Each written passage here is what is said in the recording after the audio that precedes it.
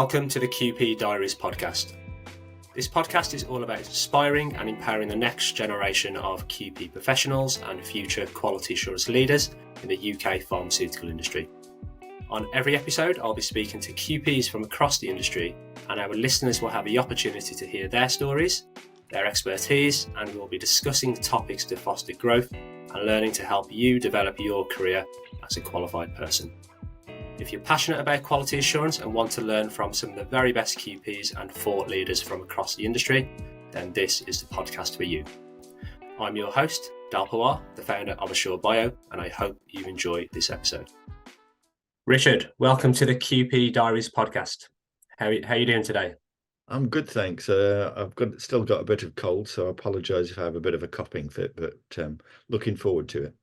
No problem. Yeah, well, thank you for agreeing to be a guest. It's a pleasure to have you on the show. We've been discussing it for quite a while now, and we've struggled to find dates, but we're finally here.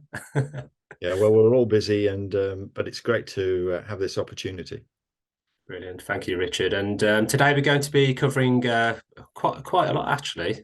So we're going to be discussing your journey to becoming a QP, your approach to the role of a QP sponsor and also as a QP assessor.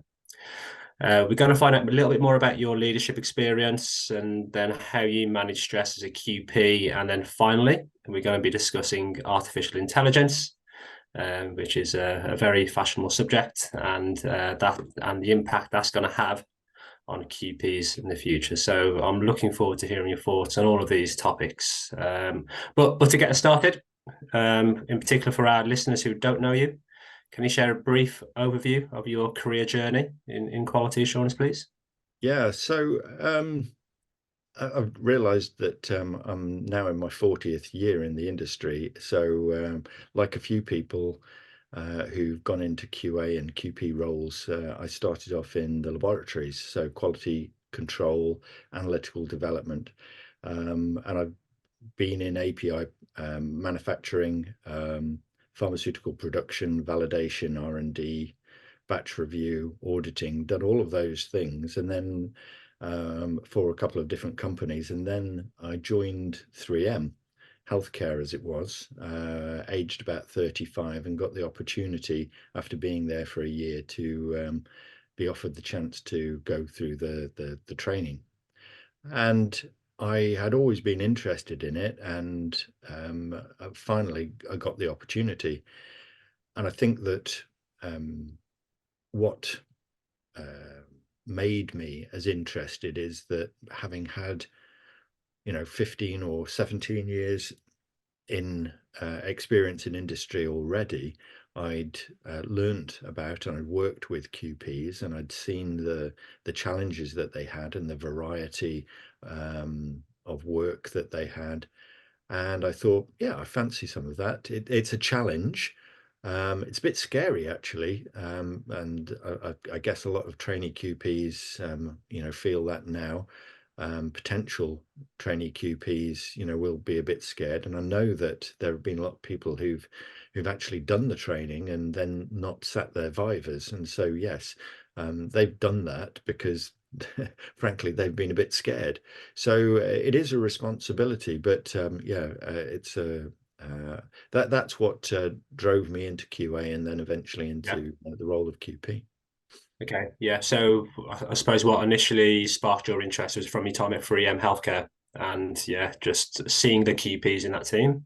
As I say, I'd worked for 17 years for Wellcome Foundation, AstraZeneca, CP Pharmaceuticals, quite a few people before I got to 3M.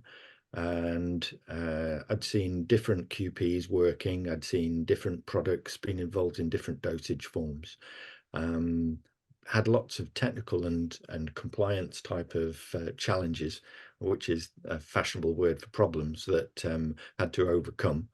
And always the QP was at the thick of it, and the ones who ultimately had to make the decision, some of them very difficult decisions, again working in that grey area. Nothing's black and white. Often for QPs and for some companies and for some products especially, it's never in the black or white. It's always in different shades of grey, and that was the challenge that stimulated me and interested me. Yeah, fantastic. Thanks for sharing that. And when did you qualify as a QP? Oh, something like 2002. I Okay. think it was October 2002. Having done 2 years of training at one of the big providers.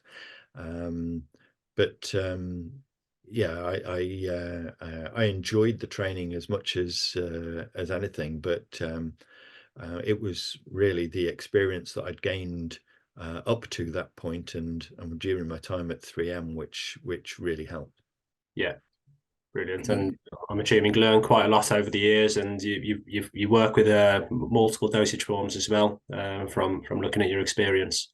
Yeah, like many people, I started off in the more simple ones. They have their own specific challenges, but solid dose and liquids and creams. At 3M, I got chance to support those products, but also pressurized metered dose inhalers too, and steriles. So, and then since that time, I've been involved much more in IMPs and in aseptic manufacture, in ATMPs, Yeah, gene therapy products, etc. So I've there are a few dosage forms that I've not had experience of, and that's the beauty of it. As a QP, you can, if you so wish, take the opportunity to get involved in all of these and learn about them and be involved in releasing them and solving the problems and reacting to the problems. yeah, yeah. So you've been exposed to a lot of different companies then, and yeah, different product ranges throughout your career, and now you're a consultant. Yeah, I've been in that role for 9 years now. Okay. Yeah. It was something which I'd always thought that I might end up doing, but having had a very senior role, looking after EMEA quality for medical devices and medicines for a big company. I wanted to get away from the corporate strategy and sitting in meetings for 10 or 12 hours a day and get back to a bit more variety and more technical, hands-on QP type of challenges. So I know that you and many of your um, viewers today have experience of those challenges, as a contract QP working in industry. But it's important to make sure that you enjoy your role. And I've managed to get a good balance of the different roles with different companies that I try and maintain, so that I continue to enjoy and be stimulated by and learn. Because you never stop learning. You never stop learning. Yeah, yeah. So it sounds like you've got the healthy balance at the moment then, with where you are in your career. Yeah, it's always a challenge. We've spoken about this before. As a somebody working senior, sometimes it's part of the QP role. Depends on the makeup of the company, but certainly as a consultant contract QP, I am contacted 365 24/7, Yeah, and that you just have to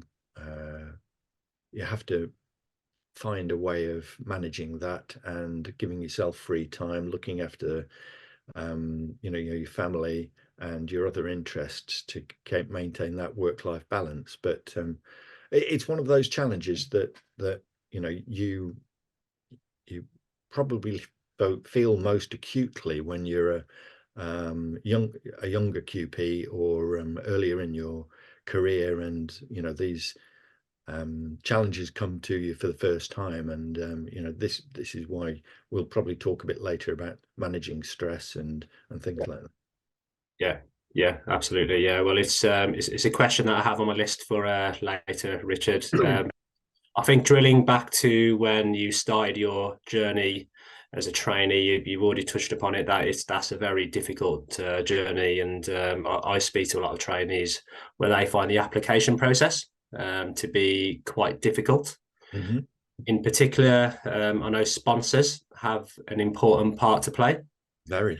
supporting a trainee QP on that journey. So, what in particular, what's your approach to the role as a QP sponsor, and how important is that in shaping the career of a trainee into an eligible QP? So the sponsor is very important, very, very important. More so for some people than for others, depending on the circumstances, and I'll explain that. But I was lucky enough to have a very diligent QP. She was a bit of a hard ass, and you know who you are, but it was very much appreciated and very valuable. And I was always challenged and pushed and supported very well. And all of those things are really important from the QP. I was very lucky that, as I explained, in my introduction, that I had 17 years of experience in a number of companies and a number of dosage forms and in a number of roles, that in terms of my application form, I could fill quite a lot of the sections in and have examples of my experience to refer to and to demonstrate how I met the study guide. The real value of the sponsor is making sure that the applicant, the trainee QP, has got that experience. You can't have too much experience. It is impossible, but you only have a certain amount of time. Otherwise, people would be waiting till they were 90 and before they applied. So it's getting the balance right there. But there is definitely too little experience. And then as an assessor, when we look through the application forms, we're looking at them against the study guide and trying to make sure that the applicant, when they come to Viva, if they're suitable to be invited to Viva, that they have got sufficient experience. And we are not allowed as assessors to invite somebody if they don't meet the minimum requirements. But then there's additional information above and beyond the minimum that we would like to see. And sometimes the applicant just doesn't offer that information up freely. And the sponsor is important then to make sure that the applicant not only has the right information, but they present it in the right way. So yeah, and they of course have to fill their own sponsor form in as well, which is important. So the all of these things have been the reason why a number of people over the years haven't been invited to interview or have been asked for more information. And again, I think we're going to talk about the QP Symposium later as well, which is dear to my heart. And in this year's symposium, we're hoping to have a little video session on the role of the sponsor and the importance of the sponsor, because we're going to try and make the symposium more interesting and of more value to the trainee QP as well as those who are already acting as QPs. Yeah. So I suppose it's integral to get the right sponsor for that individual's career, who's going to be supportive throughout that, plus also ensure that they're fully prepared, they're fully ready to go as Absolutely. you know, and there's there's different words I'd use there. You know, the role of the sponsor is to guide, to coach, to push, um, you know, to provide honest feedback to the trainee QP, you know, on sometimes it's a difficult conversation, you know, telling somebody that they're not assertive enough, or you know, their communication style is not appropriate. That, you know, even though the applicant may feel they've got enough experience, that frankly they haven't. Um, it can be a difficult role to be a sponsor, and even more difficult to be a good sponsor. So yeah, there's all of those things, as well as arranging the experience and and having lots of giving mock vivas to ensure that the applicant is not only good on paper but good in presenting too. Yeah, yeah. So make sure they're fully competent in all areas. Yeah. And I think that, you know, we mentioned stress in the daily role of a QP, but um, there's probably nothing more stressful than the Viva itself. So if you can get through that and manage your stress levels and your anxiety, and try and keep calm, because I think one of the key things for a QP is in all situations is to try and keep calm, because people are always looking up to you and looking for you to make decisions, looking for you for advice, an approach, whatever it is. And it's always better, both in the Viva and as in your routine role, to try and stay calm. Yeah, yeah. And you mentioned that you're a QP assessor, so you're the vice chair of the Royal Society of Chemistry. I am. I've just become the vice chair. So I spent 6 years in the early 2000s as an assessor for the RSC, and then I was missing it because I originally joined to try and give something back. Yeah, And you in the RSC, you were only allowed at the time to serve um, two periods of 3 years each. And I served that time. And then a few years later, missing it, I got the chance to ask somebody if I could be considered to go back. And I've just finished my first 4 year term, and I'm now, as vice chair, I get to stay on a bit longer, hopefully. So yeah, very much enjoying it. yeah, fantastic. Yeah, well, it sounds something you're very passionate about, and you mentioned that it's giving back to junior QPs and those individuals going through that process. So, what guidance then would you offer to your younger self when starting your journey as To a my trainee?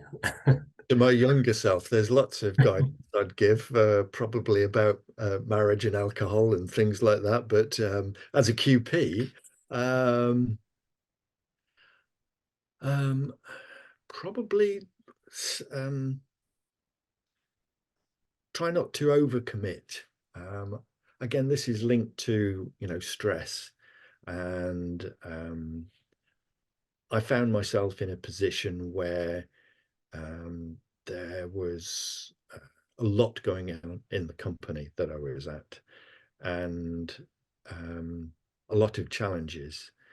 And if you are conscientious and hardworking and willing to give, then uh, it's it's almost impossible for the organization to say no to you.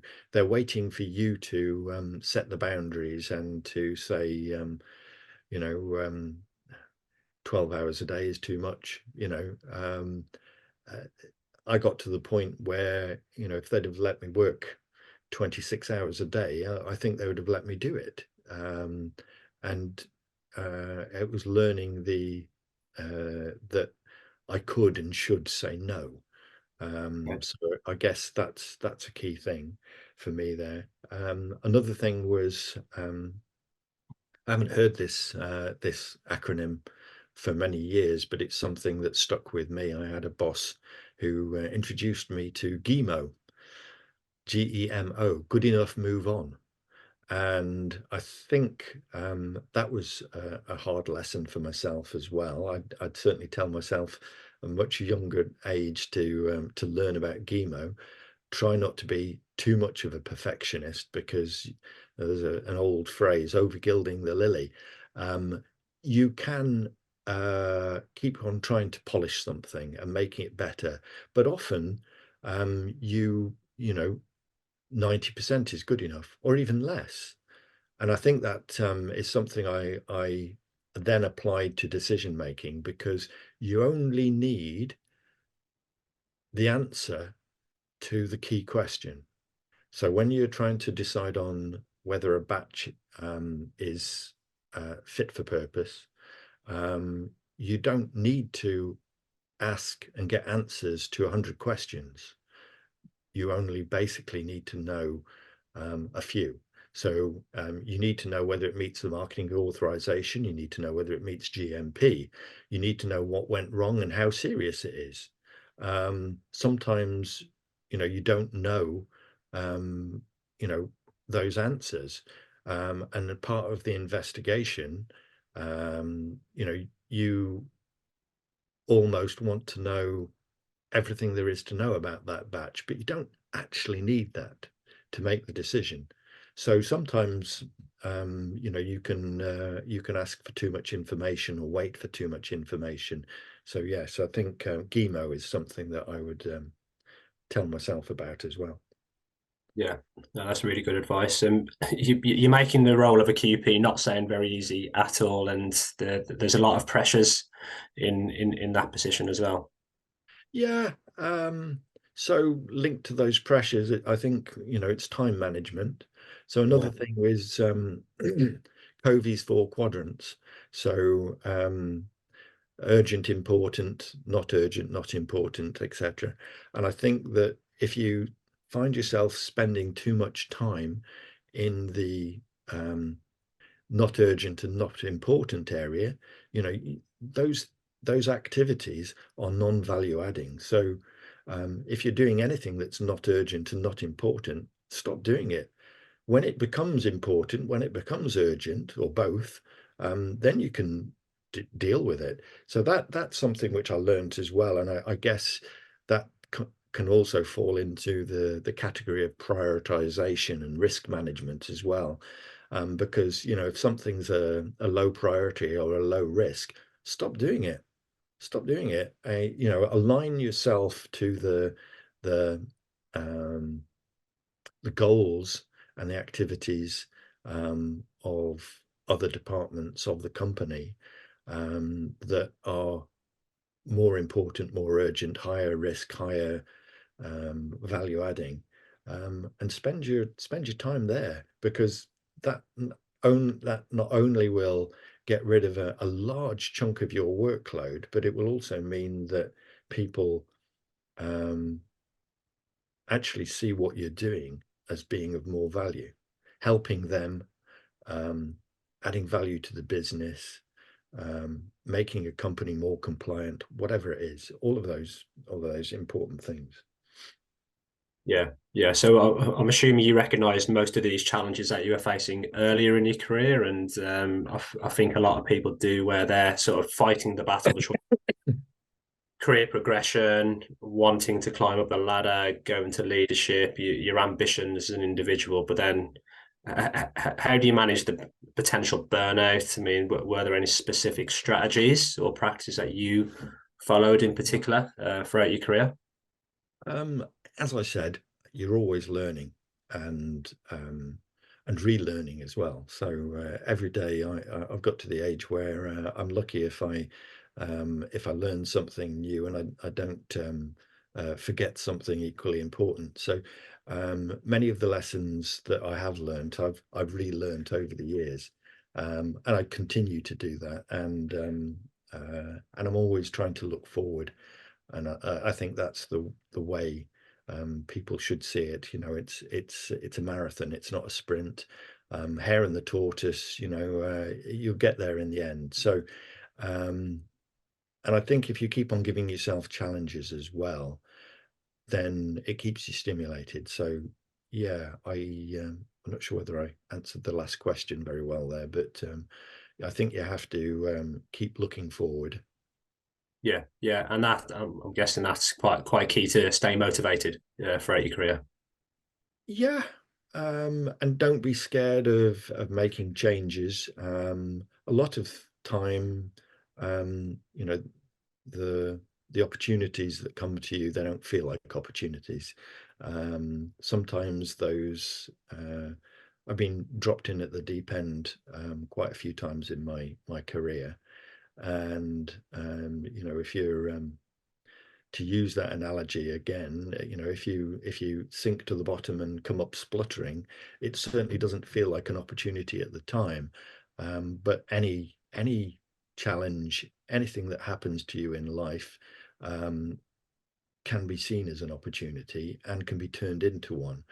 And when you look back at it, you know, you probably think, well, there weren't not everything that happened was good or positive, but there were things that came out of it, and it certainly teaches you to be resilient, and you learn new skills, and you hone those skills, and those learnings give you new opportunities moving forward, and make you less scared of things that happen. So yeah, don't be scared of change, and don't at the same time don't try and take on too much. I've done that as well. Yeah, So yeah, it's a great adventure. It's a great journey. Who knows when where the destination is, but yeah, try and enjoy it. yeah. Did you find going from just being a sole QP batch certification in terms of your role and responsibilities, then transitioning to leadership, was that a very challenging period for yourself? Um, that's a good question. Um, I never worked for a company as a QP where that was my only role. Um, so I had um, management positions and multiple responsibilities before I came QP. So um, I I looked after various functions, and through so they always say, be careful what you ask for, because you might just get it. And I did ask for things, and I challenged people, and so I ended up being volunteered or given the opportunity. That sometimes it felt a bit like a poison chalice, but given the opportunity to take over things, and sometimes it was temporary, which then became permanent, and sometimes it was permanent that then grew. So you know, I had multiple responsibilities for multiple functions from a relatively young age, at the same time doing my routine QP duties as well. So I learnt to through necessity and to juggle a number um, of things at once. In terms of leadership, when you're trying to do all of those things, do them well, and manage your time, you you do um, you do learn not only what the value of things like honesty, integrity, calmness, and listening are as a manager and a leader, but you also, you know, learn the value of skills such as process thinking, decision making, prioritization, delegation, performance management, and I think if you try and do all of those things or reasonably well, some that you might find easier or better, you might be better at than others, then they all help you to become, you know, a good leader, or help you to build the foundations for getting that first leadership role, and maybe getting better at it.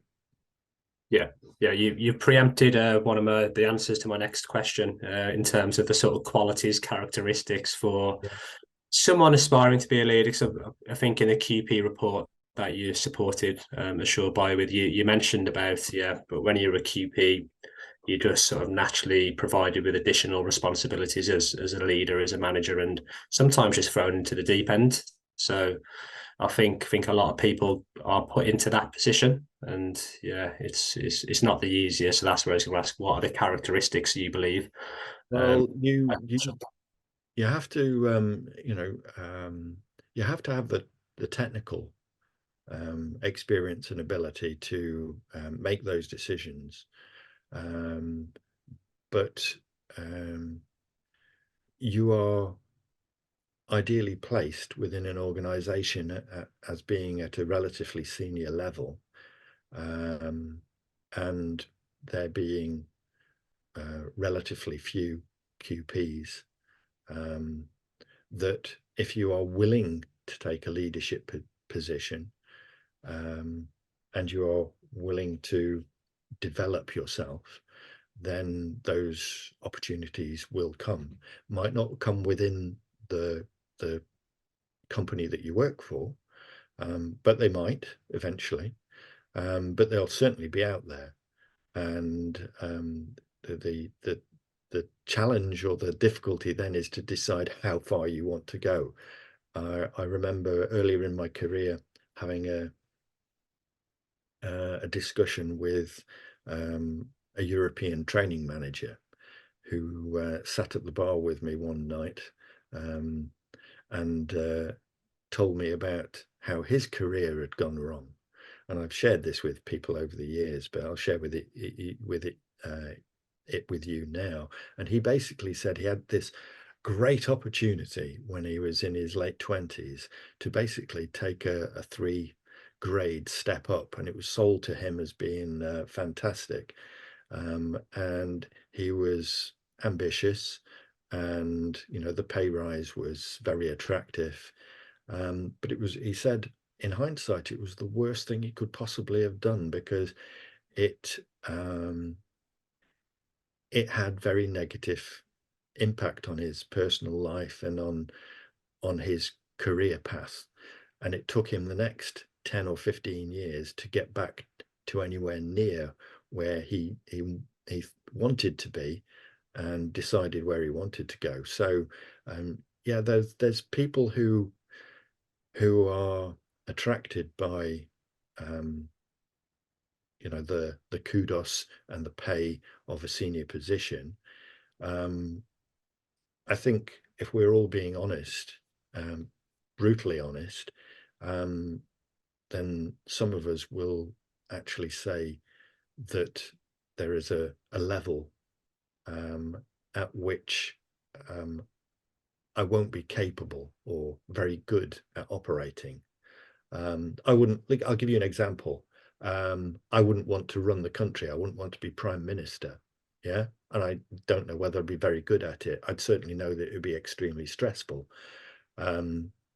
So there comes a point in anybody's career where you have to say, is this really what I wanted to do and what I still want to do? And for some people, great, yes. It's probably not the best to talk about politics at the moment, but it's difficult. I think the jobs get harder the further you go up, and I think one of the things that is a characteristic of most people who become QPs is that they want to do a good job. They want to look after patients. They want to, gain new skills and take decisions and have security of their position. And I think at some point you have to say, what is enough for me, and do I want to go any further? Yeah. So I suppose coming back to the point you made earlier about not overcommitting and making sure it's the right move for that individual, whether it's leadership or not, or yeah. And when I went into contract work, the first few roles I had were as interim senior managers, director, VP level, and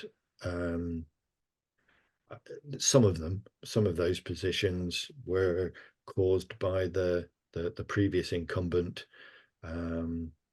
either burning out, not being perceived as being the right person for the role, or the right person for the company, or doing a good job. But it's a bit like being a football manager. Trying to be a QP and, you know, somebody senior in quality is a bit like being a football manager. If you get a few bad results, if you haven't got the right team around you, the right resources, if you take your eye off the ball, as it were, and you don't manage both, you know, the team and the owner, then you know, the wheels can quickly fall off, and you end up you know, looking for those words that you know, the CEO has absolute confidence in you, which means that you're going to be on the on a fish and chip paper that in a few weeks' time as somebody who's been kicked out. So yeah, not easy, not easy. So you have to decide whether that's what you actually want to do.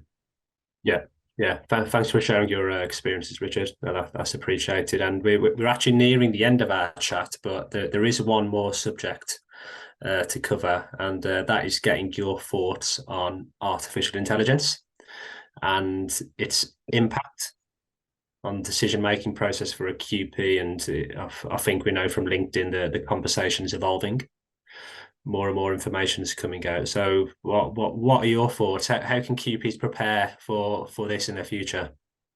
I think artificial intelligence is just one more of those extra challenges that QPs have had over the years um, as the regulations and guidance and the world changes. We've seen different dosage forms arrive, you know, and ways of treating patients. I think artificial intelligence will transform the way in which data and information can be assessed. And so it's a very positive thing that can help the QP in making their decisions, not only from a batch review, batch certification perspective, which then leads to the release of the product, but also in terms of the oversight that the QP has of the whole pharmaceutical quality system and um, and the company. So I think that it can be, and it will be relatively quickly, very valuable. But it's like everything, you know, it it has to have some regulation and some. I think Martin Lush used the phrase on LinkedIn last week, guardrails. There are no guardrails at the moment. The regulators, my concern is that the regulators are, they've got challenges of their own. They're under-resourced. They've got a lot of things to do, but they are not interacting with the pharmaceutical industry, with QPs. They are not keeping up with the challenge of the speed that artificial intelligence is progressing, and the way it can be used in the QP role. So I would like to see that very much being a conversation that the industry has with the MHRA and the MMA, FDA, etc. And I think it can't happen quick enough. So if anybody wants to contact me, they'll find a willing pair of ears here, and you know, I'm going to be trying to personally push that as much as I can, because I feel it's the right thing to do. I know we're running out of time. We are going to be discussing artificial intelligence as one of the topics at the QP Symposium on May the 15th at the BMA in London. We've got a really good schedule of speakers. Just quickly going through them, we've got challenges of new dosage forms. what next after Annex 1 with an ex-inspector hopefully leading that. Leadership for QPs, which is something that we've talked about today, and I think that that will be a really, really interesting and challenging keynote speech. Opinions and examples of compliance challenges, again from ex-inspectors. Talk about AI and some of the things which are already being done with that to support the QP and where we go from that. And then finally, post-Brexit divergence. So I think if I'd encourage everybody, because it's great value, it's great networking, and I would encourage people to book early and get into that, get booked on that course.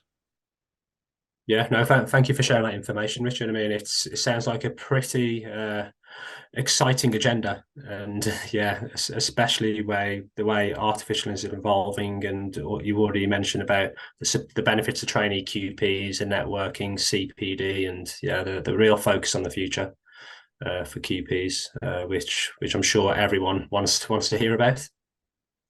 It's not just that we want to hear about it, but I think we need to hear about it. So it's the Royal Society of Chemistry's turn to host the symposium this year with the support of the Royal Society of Biology and the Royal Pharmaceutical Society, of course. But we're hosting it, and we're trying to make it the best ever if we can, add as much value as possible, make sure that the speakers and the subjects are as good as possible.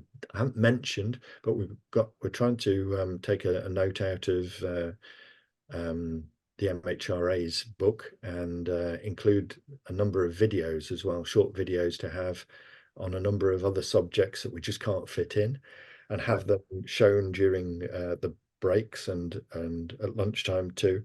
So again, maximum value we're trying to give to everybody, and very excited by it. So yeah, I can see. Yeah, so you're trying to squeeze as much in as possible in one day. Absolutely. Brilliant. Yeah. No, well, that's it with my questions, Richard. Thank you for being a guest on the QP Diaries. It's been a fascinating conversation, and we've covered quite a lot in a short amount of time, which sounds very much like the QP Symposium and the agenda that you're going to be having in May. So if you mentioned it already, if any of our listeners want to contact you, anyone particular about AI especially, is LinkedIn the best way to do that? Yeah, that's great. I'm on LinkedIn, so it'd be great if anybody wants to contact me. If you put in there, what the subject is, why you want to connect with me, that would be great. Yeah.